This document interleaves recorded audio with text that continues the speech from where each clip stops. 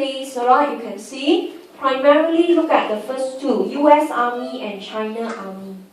It's not surprise they are the biggest employer because they are the superpowers in the world. They have to defend their position.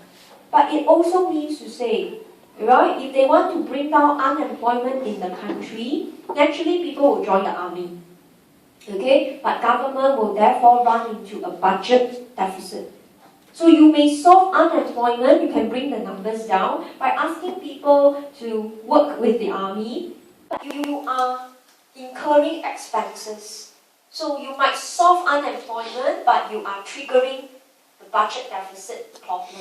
And of course, if you remember months ago, US government shut down because the deficit is so huge, they don't have money to pay anybody. They just say, sorry, you just cannot work. I don't have money to pay you.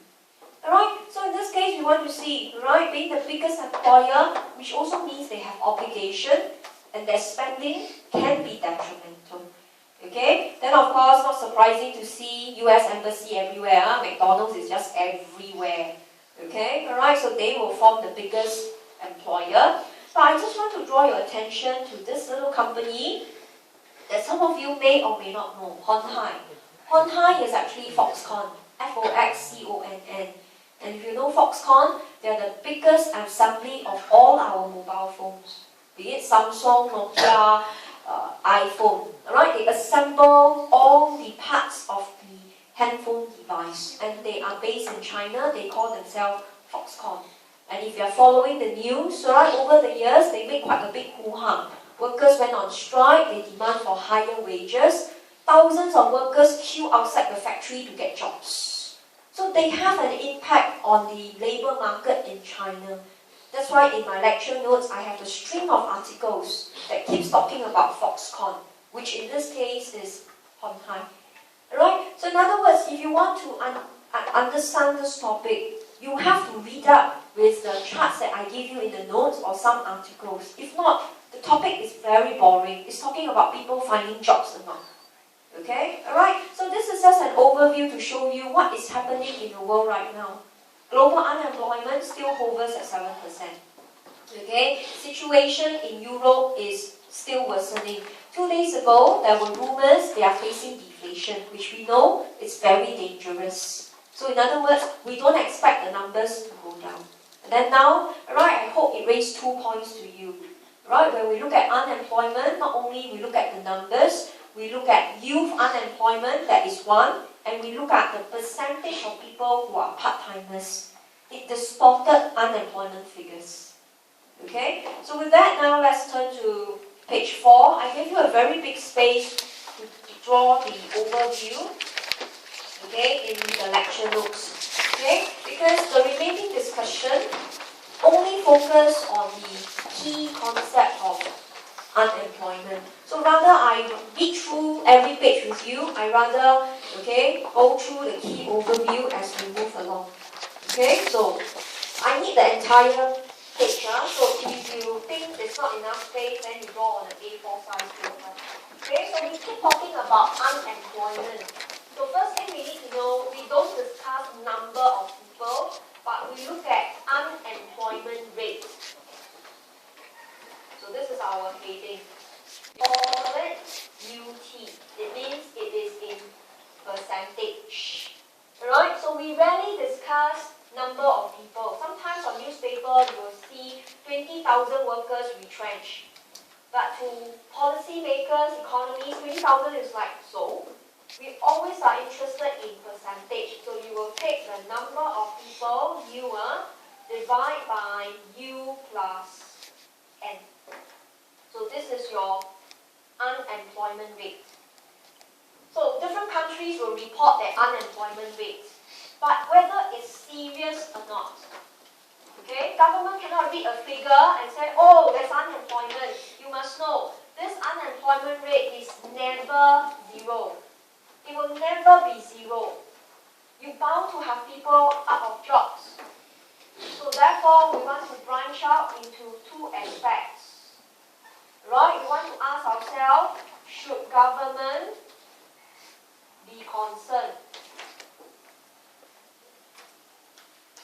Right? We we measure our unemployment rate every year.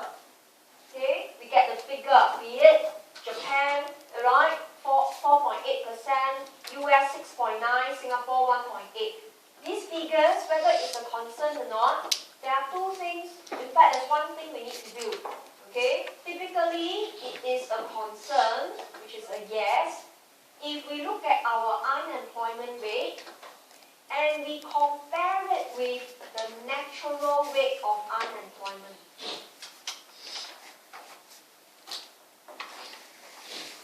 Okay, so reading your own data is not a critical point. It's always compared to a standard rate known as the natural rate. Okay, so if your actual rate is higher than the natural rate, okay, right, then in this case, you know that the main cause is due to a low aggregate demand. That's why workers are out of job. So government is then concerned, okay, because simply there's not enough jobs.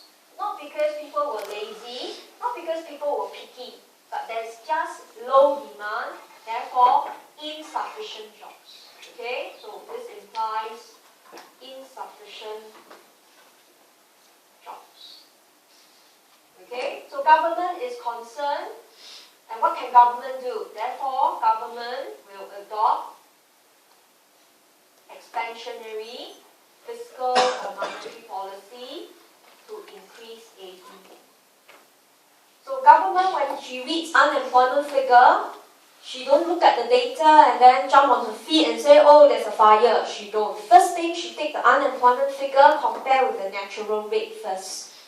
Alright, if the actual figure is larger than the natural rate, then she investigate that it was due to, say, a low demand, low spending, economy don't have enough jobs.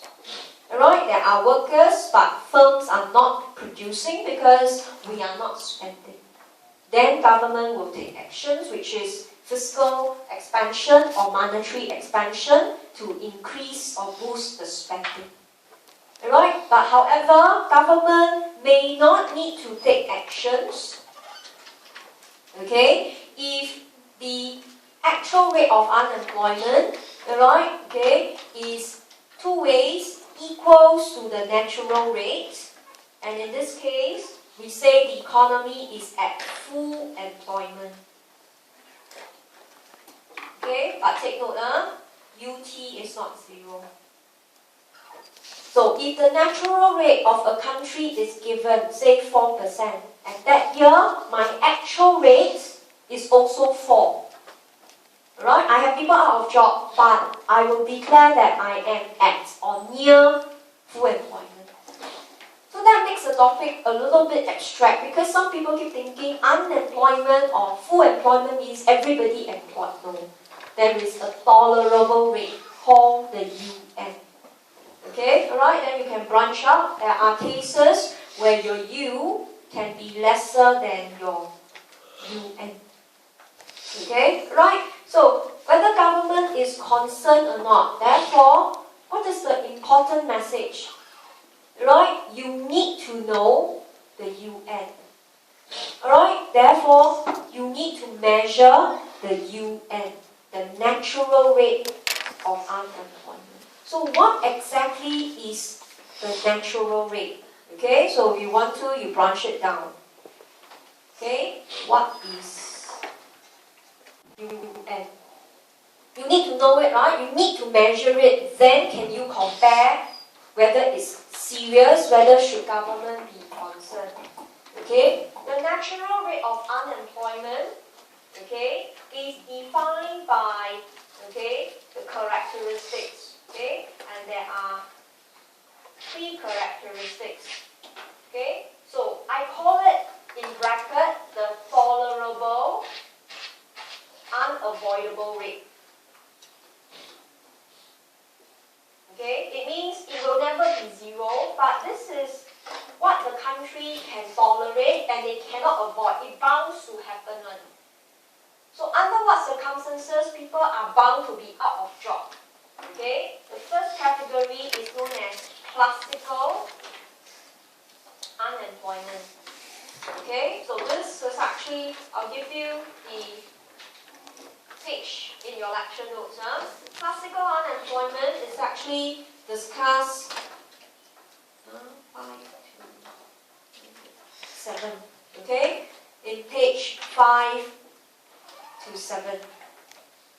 Alright, so why does classical unemployment occurs? Okay, so I go back to your lecture notes. You go to page 5 for a moment, but I won't over teach because this is a microeconomics concept.